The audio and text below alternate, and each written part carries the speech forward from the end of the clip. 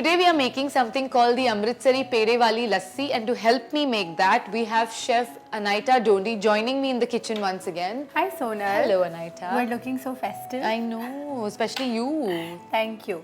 So today's dish is actually something which is very exciting. It's one of your favorite recipes and also one of my husband's favorite recipes. And obviously in Punjabi households, there's so much mithai. Being married to a Punjabi means, you know, family coming over, relatives coming over, mithai, dry fruits and all of that. So I am constantly as a chef, like, you thinking of ways what to do. Thinking of ways of using the mithai other than obviously serving it to everyone. Do you think this is going towards a more sustainable way of living rather than discarding it or like just giving it a whole new look? So I think this peda honestly is such a humble ingredient and it's found during Diwali in the festive season in all your mithai boxes. And the best part is it's common across India from north to south. Yeah, and you'll find them in different varieties. You might find the kesar one, which I have chosen today. You might find the malai one, or you even find like an assorted box. Yeah, and the best thing is you can make this lassi with barfi, like you said, even with kalakand. Exactly. I think that's the beauty of this dish. It's such a, what I love about this recipe is that it's such a versatile recipe. In Amritsar, if you go and try this, you really need to have a nap after it.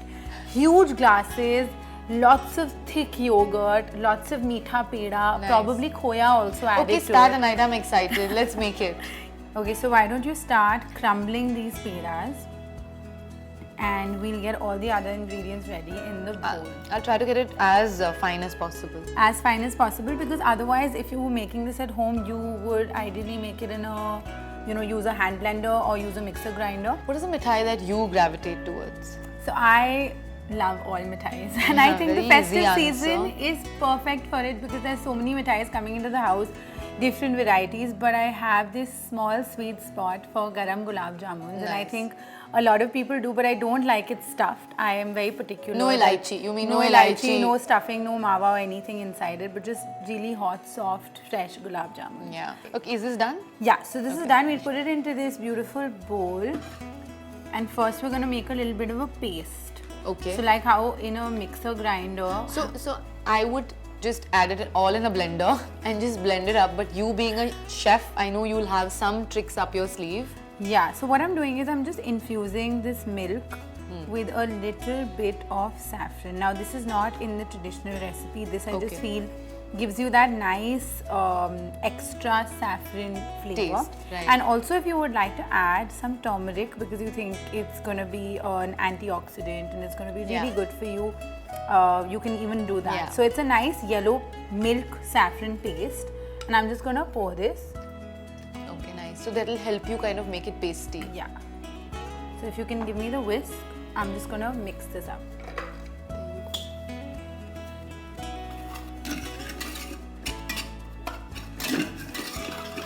So you can see it's become this really nice paste.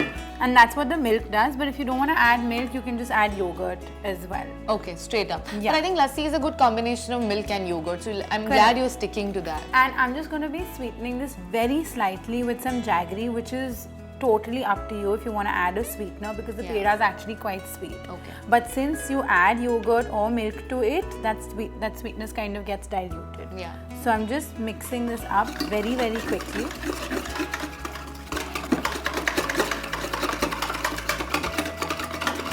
What next?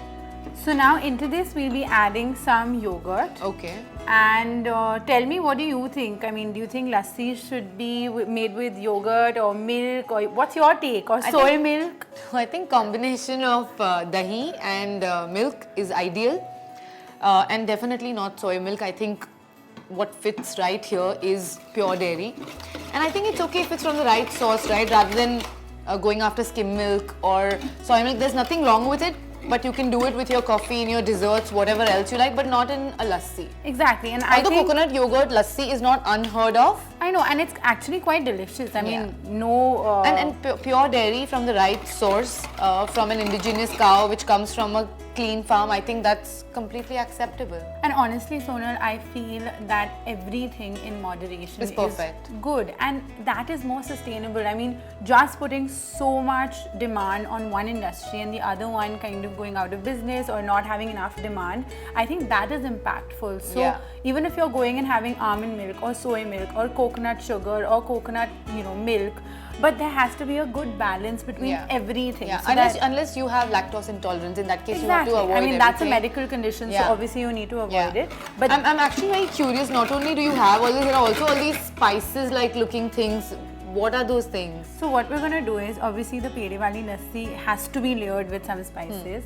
I've got a little bit of green cardamom and a very tiny pinch of nutmeg because you don't want it to be overpowering. I'm just going to mix it up.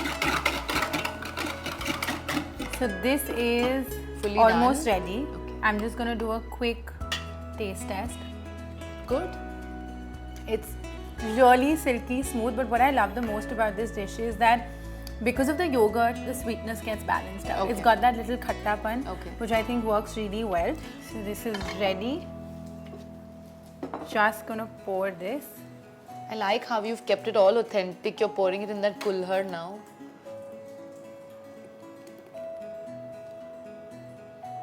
Must you pour it like full-fledged, just like how they do in Amritsar? Yeah, I wanted that. I wanted that little bit of jhag on top. Wanted it to look as authentic as possible. And now I'm just going to garnish it with a little bit of pistachio. Again, all Diwali things you'll always have at home. And you know, this is such a wonderful drink to give someone when they've come to your house. It's such a different. Cooling. Yeah. So I've just garnished it with a little bit of saffron, rose and pistachios, and it's looking so beautiful. It's beautiful, Anahita. Cheers! Happy Diwali! Almost Diwali.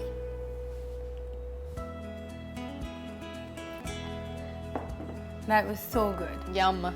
There's one thing that I always like to talk when I discuss regional Indian food, and that is if we don't preserve it, no one will. Right. And this Pedewali Lassi is a classic example of Amritsari cuisine and also of how, when in abundance, we have an ingredient and how we can consume it. Food for Thought by HSBC is a great platform where you can take this conversation forward into your homes with your family. Hope you have a great festive season. Be conscious and enjoy. More lassi? Yeah.